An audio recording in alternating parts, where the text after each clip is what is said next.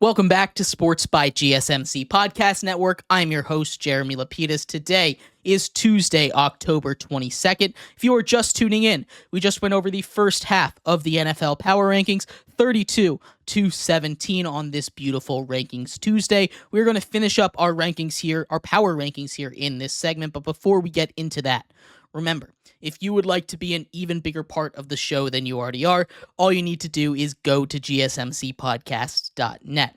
Or if you are on YouTube, you can use that super chat feature.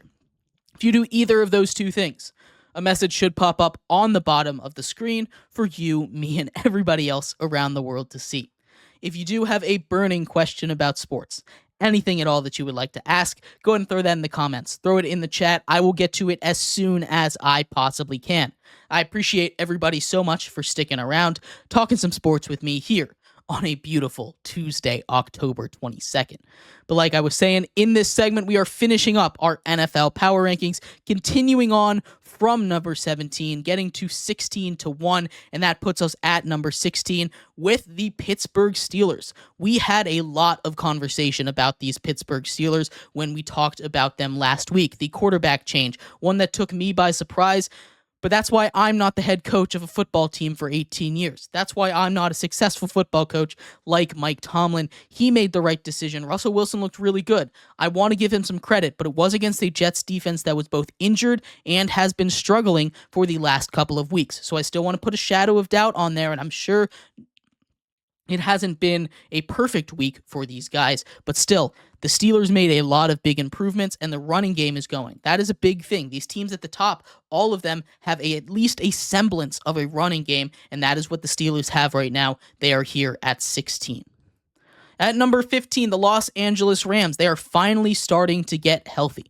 They get Cooper Kupp back on Thursday. Puka Nacua was just activated out off of the IR. His 21-day practice window has opened. I don't expect him to be back for Thursday, but a big game, especially in a division as close as top at just 4-3 right now, or 3-4, I forget.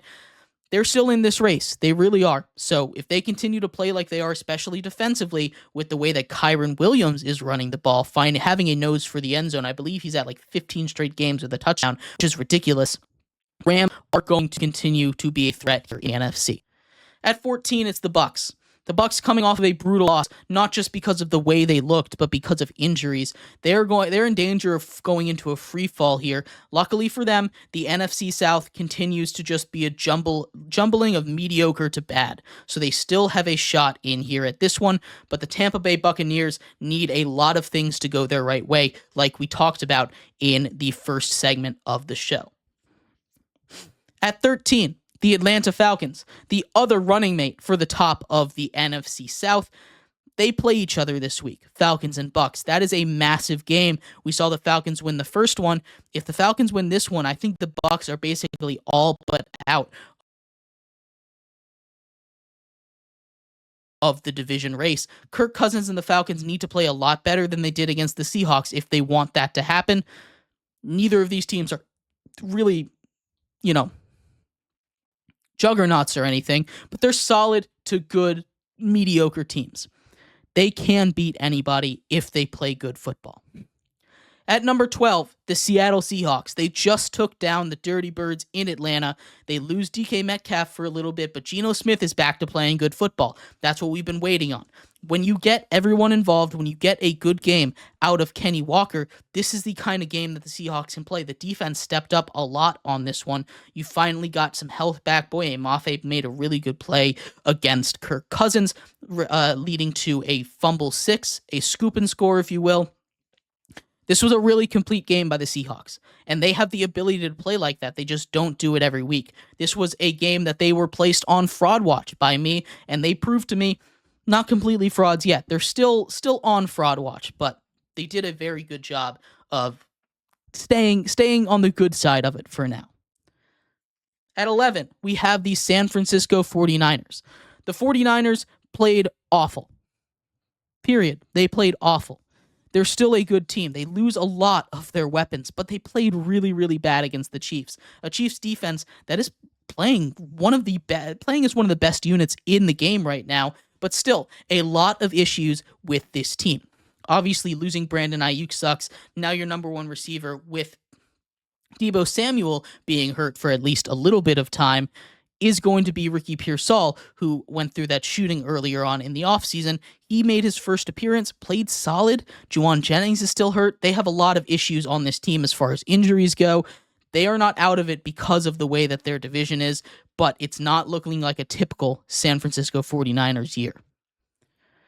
At number 10, it's the Philadelphia Eagles. Saquon Barkley, 176 yards and a touchdown in his homecoming against the New York Giants. A revenge game. He went full revenge mode. The Eagles played their best game of the season by a mile. That defense, like I said, played really good. 8 sacks. The offense didn't turn the ball over. Saquon Barkley led the way. That running game is so important in today's NFL, and we are seeing that. If you can combine it, go off of play action, it makes your team just that much better. The Eagles cracked their way back into the top 10 for the first time in a while. If they can play like they did against the Giants, they are back to being true contenders.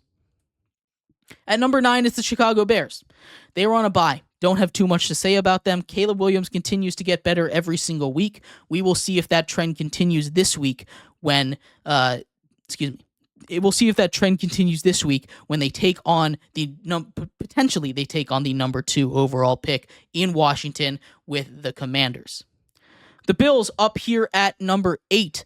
Josh Allen looks like a completely different quarterback. That's not true. He's been playing great ball the whole time, but this Bills team has been looking like it looks like a completely different team with the addition of Amari Cooper. You get that true number 1 receiver. That's what you've been waiting on if you are the Bills offense. You get another running back. Ray Davis has been playing awesome with James Cook continuing to be wishy-washy with his health. That defense played really good against the Titans, to be fair, but still, I really liked what I saw out of Josh Allen, Amari Cooper, and the Bills. They're back up into the top 10 at number 8. At number 7, it's those Washington Commanders. Hopefully, Jaden Daniels' injury isn't that bad, but Marcus Mariota can come in there and be serviceable. 40 points against the Panthers is like 30 points against anybody else. So still really, really good, but we're going to take that with a grain of salt. We'll see what happens with the Commanders as we head into a big matchup this week for the Commanders against those Bears at home. Potential 1 versus 2 overall pick in the draft would suck if he is not there. At number 6 is the Vikings. They suffer their first loss of this NFL season, a close one. They end up losing on a game-winning field goal, a walk-off field goal by Jake Bates and the Lions. They played really good. That defense continues to play solid. Sam Darnold didn't play his best game, but he played good enough. That Lions defense is good. That Vikings defense is really, really good as well. This is a great Vikings team. They are not anywhere near fraud watch. They are still comfortably in the top 6. And honestly, you can play around with this top 6. I think this top 6 teams in this week's power rankings are pretty clearly the top 6 teams in the league. At number 5, it's those Houston Texans. Another game that they end up losing on a walk-off field goal. The Packers and the Texans both played really good games. The Texans weren't really able to get their wide receivers involved too much. Tank Dell didn't catch the ball. Stephon Diggs didn't have too much production, but they were still able to keep pace with the Packers. CJ Stroud didn't have his best game, but you did have Joe Mixon go off yet again. And with Joe Mixon, this team is a completely different animal. You see that week in and week out. You see the difference with him on the ball and with him out of the game. This is just a really good Houston Texans team. I don't have too many notes on this one. They're here at number 5. At number 4, it's those Green Bay Packers, the team that wins by a field goal, by a hair, against the Houston Texans. Jordan Love continues to play great football. He's getting Romeo Doubs involved more and more, a guy that a lot of people thought would be on the outs. Jaden Reed and a lot of those young weapons also continue to get involved. Josh Jacobs caught his first ever touchdown last week. He went the longest time, the most amount of caught passes without a receiving touchdown. He still has that record, but it's no longer ongoing. Very tough to beat there.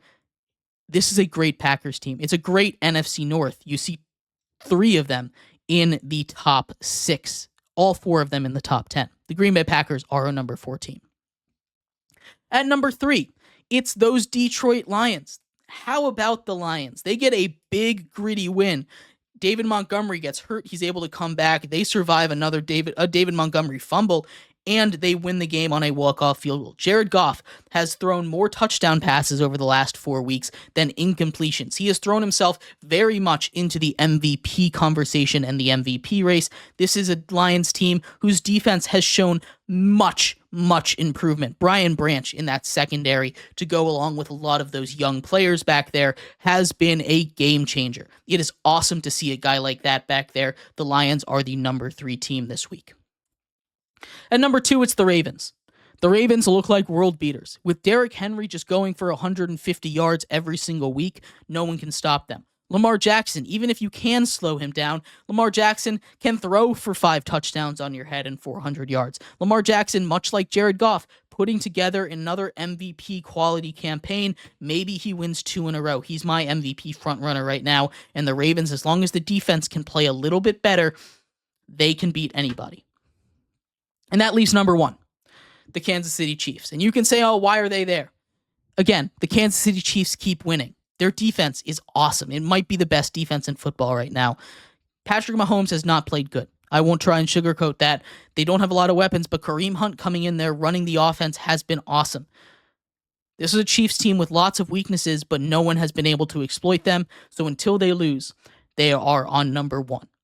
Let me know what you thought of these rankings. Love to hear your thoughts. We're going to run through the top 10 real quick. Eagles 10, Bears 9, Bills 8, Commanders 7, Vikings 6, Texans 5, Packers 4, Lions 3, Ravens 2, and of course the Kansas City Chiefs at 1. We're going to take a quick break here. I'd love to hear your thoughts. When we come back, we finish out our show with the college football top 25 and the group of 5 top 5. So make sure you stick around for that. We'll be right back here on Sports by GSMC Podcast Network.